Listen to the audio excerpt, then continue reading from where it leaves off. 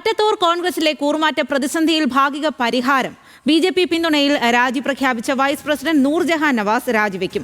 ഇന്ന് തന്നെ കെ.പി.സി.സിക്ക് രാജിക്കത്ത് നൽകുമെന്ന് വിമത നേതാക്കൾ അറിയിച്ചു.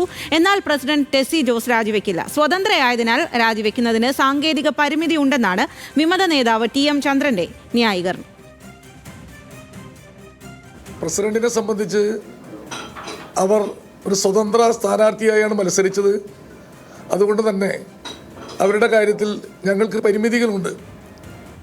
അതുകൊണ്ട് അവരുടെ കാര്യത്തിൽ ഞങ്ങൾക്ക് ഉറപ്പ് പറയാൻ കഴിയില്ല. പക്ഷേ പ്രസിഡന്റ് രാജി സന്നദ്ധത അറിയിക്കുകയും രാജിക്കത്ത് ഇന്ന് തന്നെ കെ.പി.സി.സി നേതൃത്വത്തിന് മാറുകയും ചെയ്യും.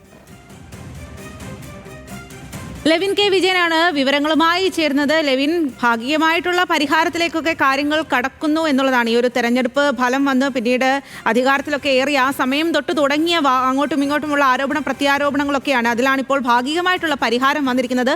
ഇപ്പോൾ നേതൃത്വത്തിന് രാജിക്കത്ത് കൈമാറും എന്ന് തന്നെയാണ് അവർ വ്യക്തമാക്കുന്നത്.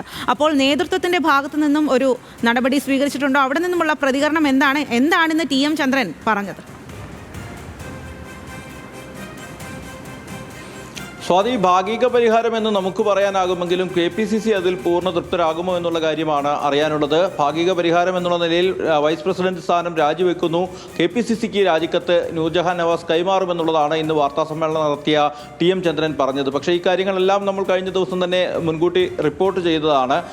പക്ഷേ ഇന്നലെ വാർത്താസമ്മേളനം നടത്തി കെ.പി.സി.സി ഈ പ്രസിഡന്റ് സണ്ണി ജോസഫ് ചുമതലപ്പെടുത്തിയ റോജി എം. ജോൺ എം.എൽ.എ പറഞ്ഞത് പ്രസിഡന്റ് വൈസ് പ്രസിഡന്റ് സ്ഥാനങ്ങൾ രാജിവെക്കാതെ ഇവരുമായി ചർച്ചയില്ല, തെറ്റിദ്ധരുത്തി പാർട്ടിയിലേക്ക് മടങ്ങി വരാൻ എല്ലാവർക്കും അവസരമുണ്ട്. പക്ഷേ പ്രസിഡന്റ് കൂടി സ്ഥാനം രാജിവെക്കണം, അല്ലാത്ത പക്ഷം കോൺഗ്രസ് അവിശ്വാസം കൊണ്ടുവരും, ആ അവിശ്വാസത്തിനൊപ്പം നിന്ന് ഇവരെ പുറത്താക്കുമെന്നുള്ള കർശനമായിട്ടുള്ള നിർദ്ദേശമാണ് കെ.പി.സി.സി ഇന്നലെ നൽകിയിട്ടുള്ളത്. ഇത് പൂർണ്ണമായും അംഗീകരിക്കാൻ ഈ വിമതപക്ഷം നേതാക്കൾ തയ്യാറാകുന്നില്ല.